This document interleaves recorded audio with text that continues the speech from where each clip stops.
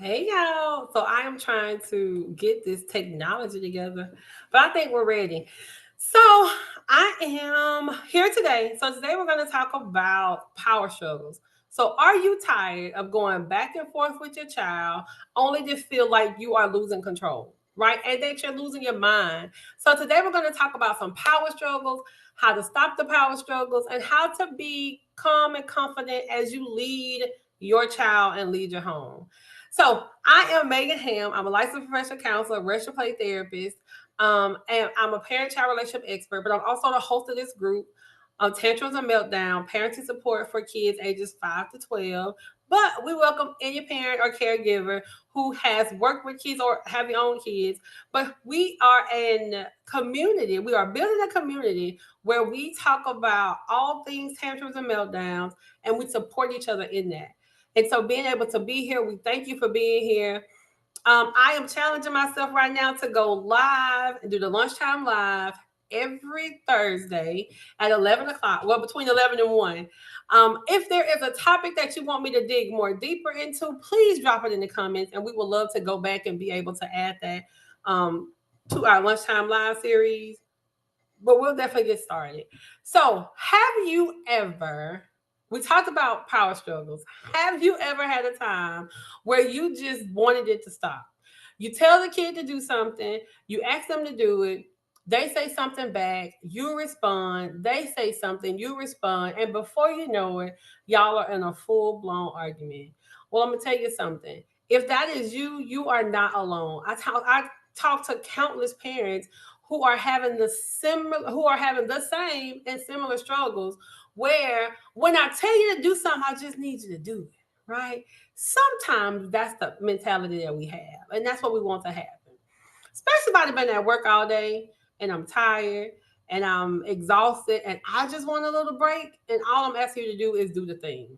So today I'm going to talk about three things, three tips. We always give us three tips or strategies or points to make to be able to identify how can we step into our authority, keep our authority, but not getting caught up in the power struggles. So the first one I want you to understand is that once you say something, they respond, you say something, they respond, you are now in a power struggle, right? Let's understand what that is. Both of y'all are struggling to identify who has the power in the home, who's the one that's in control, who has the authority. And so when the child initiates a power struggle, a lot of time it's not just about the issue, or it's not about defiance, or it's not about not want to do the thing that you want them to do. Sometimes it's just about their desire to be in control and wanting to be able to have autonomy and make decisions. So I want you to think about it for a minute.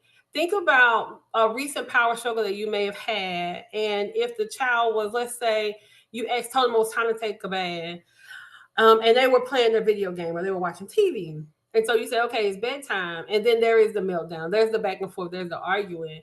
It's not really about the fact that it's bedtime because they know bedtime is coming. It's not about the fact that they need to take a bath because they know they got to bathe. It's about, I'm doing something else and I want to have control of my schedule. A lot of times, if you think about it, kids don't have a lot of control in a lot of situations.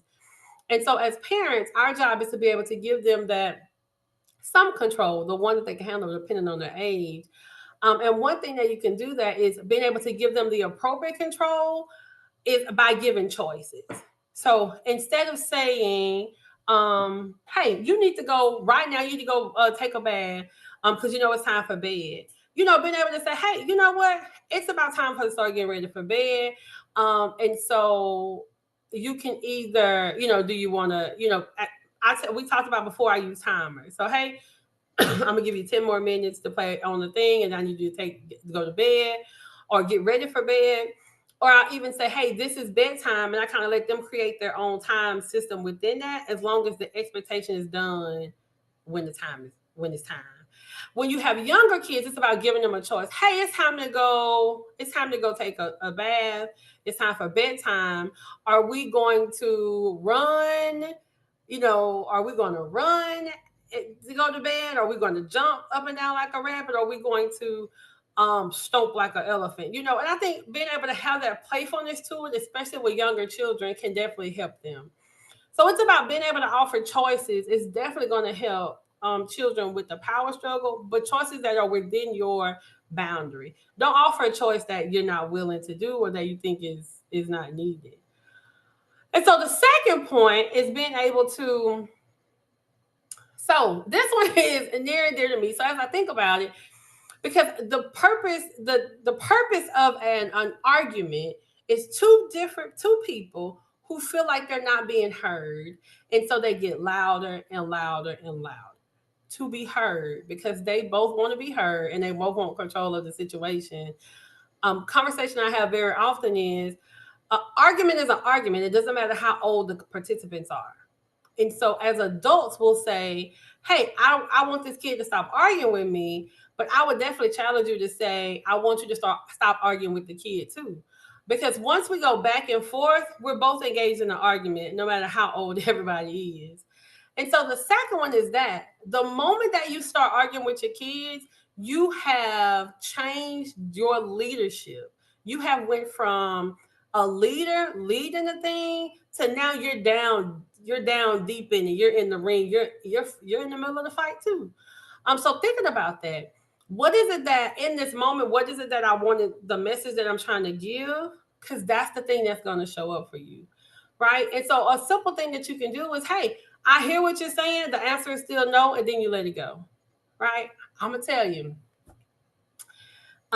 This is a conversation I've had with numerous parents who will say, well, I'm gonna tell you, Miss Megan, I understand what you're saying, but I'm not gonna let no kid get the last word. I'm not gonna let them get the last word. I'm not gonna let them think that they have shut me up or that they've got one over on me. And I would definitely challenge you to think about it because that is mindset. That is about how you think about the thing. And so a lot of times we have to unlearn things that we have learned of what it means to be an adult, what it means to be a parent, what it is to raise kids. Because if ultimately, when you are raising children, I would encourage you not to think of it as wins and losses, right? Everything that we're doing is a learning. We're teaching our kids through our interactions and how we interact in our experiences. And so I want you to think about that. So it's not about losing a battle. If you decide that you are going to stop the power struggle as an adult, you're not losing a battle. You haven't lost anything. You've gained respect. You kept your authority, and you set the boundary. That's what you've done. And so I want you to feel like that. You don't have to win an argument. There's no such thing as winning an argument in my book, but I'm not a communication expert either. So I want you to think about it like that. And so the third point is respect, respect, respect. So some generations are, we talk about respect is, respect is earned, um, or respect is given, or we just have respect because a person is older than us or because a person is in authority. And all of those, I'm not negating any of that. I'm not saying that none of that is true. I also firmly believe that respect is something that is reciprocal, it's something that's reciprocated, and it's something that is learned. And so as you show me respect, I'm going to show you respect. But I'm going to show you respect anyway because you deserve respect. Does that make sense? I feel like that was a tongue twister. So I definitely want you to think about that for you and what does respect mean to you. I think one of the toughest conversations that I have with parents is about respect, right? Because they want sometimes those traditional parenting methods just has the idea of you're going to respect me because I'm the authority. You're going to respect me because I'm your parent, and you're going to do the things that I told you to do because I said so. And those traditional ways of raising children may not be as effective in today's world.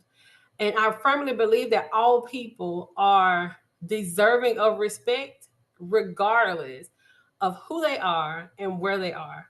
And if we can start that at home, if we can help them at home be able to understand that, then it's definitely going to be something that is going to transcend into their life, right? So here's the thing. If we want to avoid the power struggle and we don't want to go back and forth, it's not about winning. It's not about winning and losing. It's not about a kid shut you up. It's not about that. It's about being able to keep your posture as a leader, as the authority in your home, and being able to model the behavior that you want to see. So, quick story. Working with families, I've had numerous families come and tell me. And so, one of the things that we talk about when there's a lot of conflict, a lot of arguing, when there's a lot of arguing, a lot of back and forth, a lot of meltdowns in the home, one of the therapeutic assignments I give families is, okay, I want you to identify one or two, just one or two behaviors that you want to decrease today, that you want to start working on. We're not going to work on the 700 unwritten rules of life, right? Because we all know we have those. We're just going to pick one or two. And one of the ones that that sometimes it always comes up is, I want them to stop arguing with me. Okay. And so the rule in the house, and what I tell families is, the rules that we do, the rules are for everybody. This is not this is just a rule for under 12 or a rule for under 10. When it comes to certain rules, the rules are for everybody. And so I have these families that will say, oh, well, the rule I want is I don't want to go back and forth. Okay. And I'm like, oh, so explain to me what that means. Or they'll say, I want them to respect me more. All right, cool. Explain what that means. When I tell them to do something, I want them to do it. When I tell them to do something, I want them to